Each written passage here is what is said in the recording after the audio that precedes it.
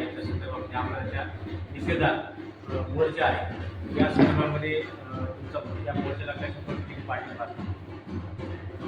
खरं तर उद्याचा मोर्चामध्ये भारतीय जनता पार्टी म्हणून खरं तर मला सांगायला अभिमान असा वाटतो की मागच्या काळामध्ये महात्मा बसवेश्वरांचा पुतळा भारतीय जनता पार्टीच्या नगराध्यक्षाच्या काळामध्ये, त्याचबरोबर बाबासाहेब आंबेडकरांचा पुतळा भारतीय जनता पार्टीच्या नगराध्यक्षपदाच्या, छत्रपती शिवरायांचा पुतळा सुद्धा भारतीय जनता पार्टीच्या नगराध्यक्षामुळेच झाला.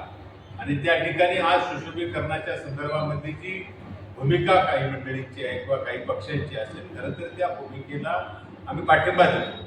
परंतु एक गोष्ट निश्चित आहे की भारतीय जनता पार्टीची सत्ता असताना या तिन्ही महात्म्यांचे पुतळे बसवण्याचं काम भारतीय जनता पार्टीच्या माध्यमातून केलं. आज सुशोभीकरणाच्या काळामध्ये राष्ट्रवादी काँग्रेसचा विशेषतः आमदार, मी आमदारच म्हणेन, तो या ठिकाणी सुशोभीकरणाच्या कामाला जर अडथळा निर्माण करत असेल तर भारतीय जनता पार्टी सुद्धा राज्यात सत्तेत आहे, केंद्रामध्ये सत्तेत आहे.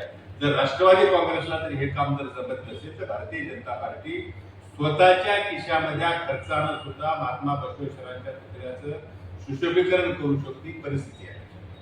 त्यामुळे या मोर्चामध्ये भारतीय जनता पार्टीची भूमिका एवढीच आहे की या ठिकाणच्या पुतळ्याचं भारतीय जनता पार्टीच्या माध्यमातून जे पुतळे बसवले गेले त्याचं सुशोभीकरण जर इथल्या नगरपालिकेला, इथल्या आमदाराला जर जमत नसेल तर निश्चितच भारतीय जनता पार्टीच्या मध्ये तेवढी धमक आहे की आम्ही आमच्या स्वतःच्या खर्चानं सुद्धा या पुतळ्याचं निश्चितच सुशोभीकरण करू शकतो.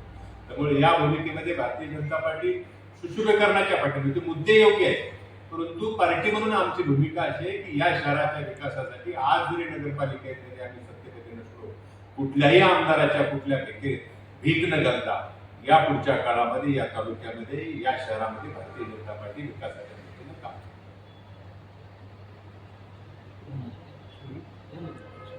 आव्हान मोर्चामध्ये मोर्चा शिवाजीनगर करून तुम्हाला जे रसद पुरवल्यामुळे भारतीय जनता पार्टीला तो कार्यक्रम विचार सोशल मीडियावर चालू आहे. धोंडे सर ज्या पद्धतीनं 7 तारखेला मोर्चा काढत आहेत, परंतु सोशल मीडियाच्या माध्यमातून चिखलीकर समर्थकांकडून या मोर्चाचे रसद शिवाजीनगरकरांच्या कार्यकर्त्यांना आपल्या आमदाराच्या खालचं बुडाखाली काय चाललंय ना ते समजतच नाही. म्हणजे आज जर आताचा जर 1.5 वर्षाचा विधानसभेचा जर इतिहास बघितला, या तालुक्यामध्ये एकही विकासाच्या दृष्टीनं आमदाराच्या माध्यमातून काम आले नाही, कुठल्या विकासाच्या दृष्टीने काम झालं याही संदर्भामध्ये बोललं पाहिजे. तर खरं तर आमदाराच्या विरोधामध्ये आमची भूमिका ही कायम राहणारच आहे.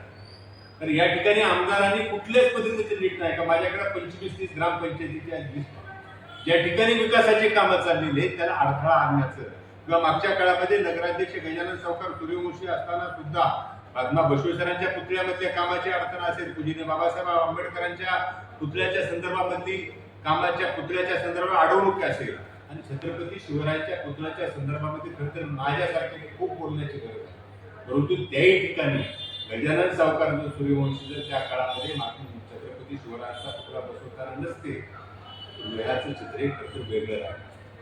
त्यामुळं आमदार या तालुक्यामध्ये आडवा-आडवीची कामं करणं, अधिकाऱ्यांना हाताशी धरणं, पोलिसांच्या हाताशी धरणं आणि या तालुक्याला एका वेगळ्या दिशेने घेऊन जाण्याचं काम करतोय.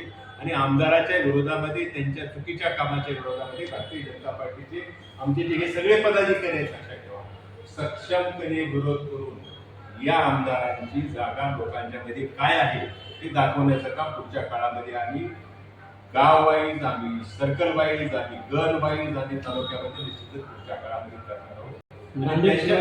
नांदेड शिवाजीनगर करून भारतीय जनता पार्टीचे जे कार्यकर्ते मतदारसंघातले त्यांना कुठेतरी रसद पुरवली जाते. मला असं वाटते की ही जी रसद आहे ही भारतीय जनता पार्टी आहे. म्हणजे भारतीय जनता शिवाजीनगरला जे आमचे नेते अशोकराव चव्हाण साहेब राहत आहेत ते भारतीय जनता पार्टीच्या कार्यकर्त्याला रसद पुरवली. म्हणजे सगळे भारतीय जनता पार्टी इथं बसून यांना ताकद पुरवली असेल. आणि मला असं वाटतं की त्यांच्याकडे अनेक सोर्सेस आहेत, त्यांचे आमदार अनेक वर्ष अशोक चव्हाण साहेबांच्या बरोबर राहिलेले आहेत.